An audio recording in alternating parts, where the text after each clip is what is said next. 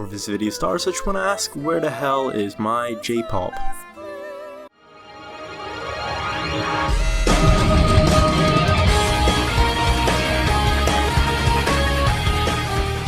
That was easily my favorite part of the original games, but we'll go ahead and go into the game. This is Dragon's Dogma Dark Arisen, and it's recently going to be released for the PC in 2 days. Now I just want to show you guys my first impressions of the game and what I think of the PC port as a player of the old version on the PS3. I'm finally happy to see a new updated version of this game, which go ahead and look at the options menu for this game. You can use keyboard and mouse. I found the keyboard and mouse settings to be kind of clunky, but they're fine. And we'll go ahead to the meat and bones of this is, let's look at the video options. Well, what do we have here to offer? With the screen resolution, of course, you got very basic stuff here, anti-aliasing, you can cap your frame rate if you want, but who the hell does that? Shadow quality, texture details and all that sort of stuff, all that good stuff. Everything turned up to maximum, and to be honest, this is a really good port. Everything runs perfectly smooth.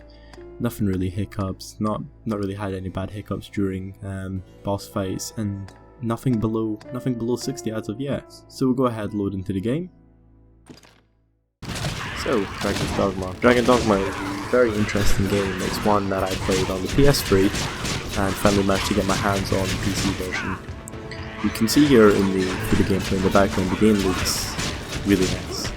It looks good on the PC version. It has all the settings you'd expect from a good PC port, and of course it runs at a good steady 60 frames and mostly above 60 frames most of the time.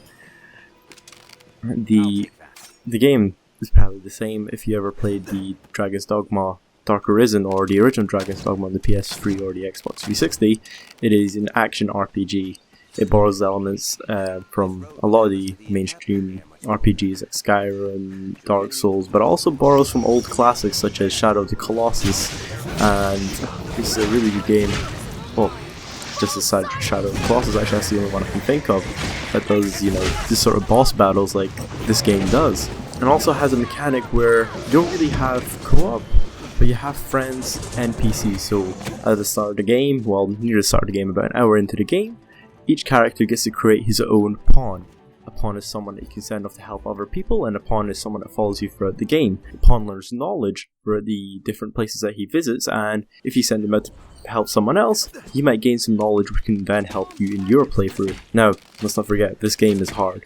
If you're playing it on the hard mode, you will die, and you will die a lot. And unlike, just like Dark Souls, the checkpoints are few and far between. So you better save up, and you better not concentrate on those autosaves. Also, if you want to talk about the game as well, the combat, you need to know what you're doing. You can't just, run in, expect to kill them all, and run out.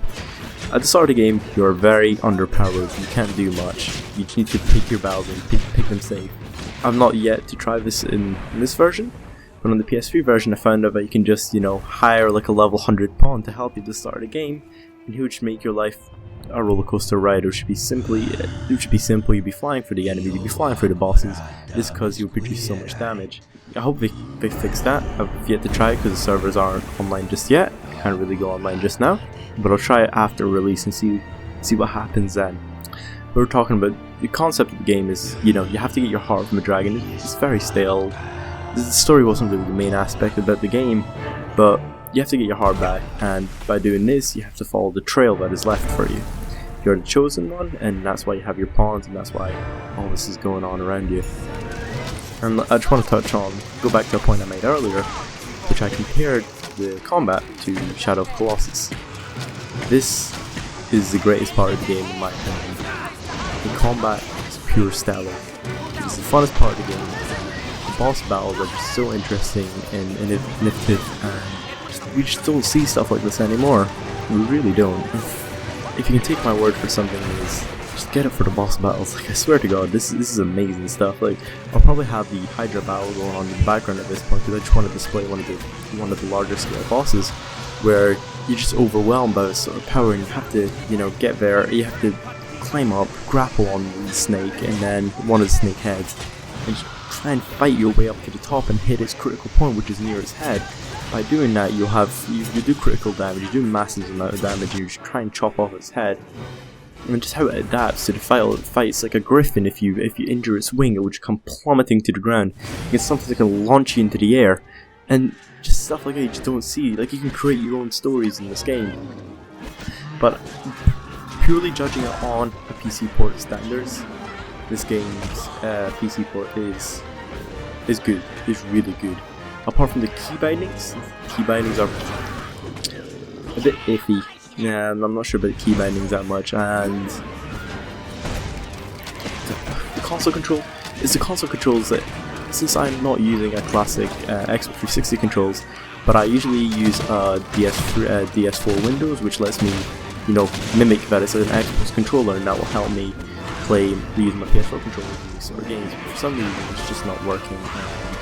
Hopefully, an update soon will help me fix this. But for that, I'm not really going to deduct any points to that. I'm still enjoying the game just as much using keyboard and mouse, if not more. I'm enjoying the PC version more, and you might see the old problem on the console version where you had popping.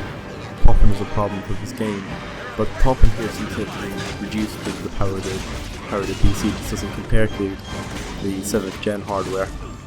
That helps a lot, but all in all, I'm not going to make a final decision just yet. But from what I've played, I'm really enjoying the game. I'll probably go back to playing it right now, actually, and I hope to see your pawn in the battlefield. Thank you very much for watching. Have a good one.